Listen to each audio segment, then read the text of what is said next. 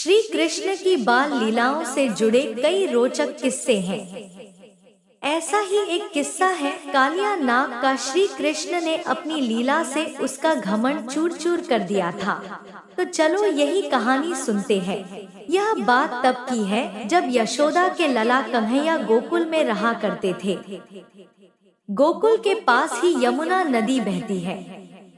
एक बार यमुना को कालिया नाग ने अपना घर बना लिया और नदी के पानी को अपने विष से जहरीला कर दिया। उस पानी को पीकर पशु पक्षी और गांव के लोग मरने लगे थे। एक बार श्री कृष्ण अपने दोस्तों के साथ खेलते खेलते यमुना नदी के किनारे पहुंच गए और खेलते खेलते अचानक से उनकी गेंद नदी में गिर जाती है।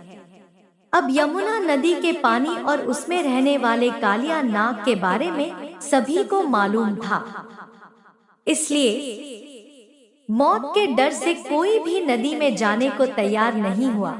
तब श्री कृष्ण ने कहा कि मैं गेंद लेकर आता हूँ। सभी बच्चों ने उन्हें नदी में जाने से रोका, लेकिन वह नहीं माने और नदी में छलांग लगा दी। सभी बच्चे डर के मारे घर पहुँचे और यशोदा मैया को कन्हैया के नदी में कूदने की बात बता दी। यह सुनते ही यशोदा मैया डर गई और फूट फूट कर रोने लगी। यह बात धीरे धीरे पूरे गोकुल धाम में जंगल की आग की तरह फैल गई। सभी दौड़े दौड़े यमुना नदी किनारे आ गए, लेकिन कृष्ण अभी तक वापस नहीं आए थे। वहीं नदी में कृष्ण को देखकर कालिया नाग की पत्नियों ने उन्हें वापस जाने को कहा, लेकिन कृष्ण नहीं माने और तभी कालिया नाग जाग गया। कृष्ण ने कालिया नाग को यमुना नदी छोड़ने का आदेश दिया, लेकिन कालिया नाग ने मना कर दिया और कृष्ण को मारने के इरादे से उन पर हमला कर दिया। कृष्ण और कालिया नाग की जोरदार लड़ाई हुई। कुछ समय के बाद कालिया नाग हार गया और कृष्ण उसके फन पर नाचने लगे। कालिया नाग थकने के बाद कृष्ण से अपने प्राण बचाने के लिए प्रार्थना करने लगा। तब कृष्ण ने उसे अपने स्थान पर वापस जाने को कहा।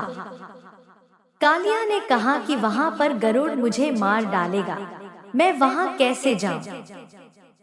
इस पर कृष्ण ने कहा कि मेरे चरणों के निशान तुम्हारे फन पर हैं, उसे देखकर गरुड़ तुमको नहीं मारेगा। इसके बाद कालिया नाग श्री कृष्ण को अपने फन पर उठाकर यमुना नदी से बाहर आ गया और इसके बाद अपनी पत्नियों के साथ अपने स्थान पर चला गया। कृष्ण को सही सलामत वापस पाकर सभी बहुत खुश हुए और गोकुल में उत्सव मनाया गया। Please like and subscribe my channel. Thanks for watching.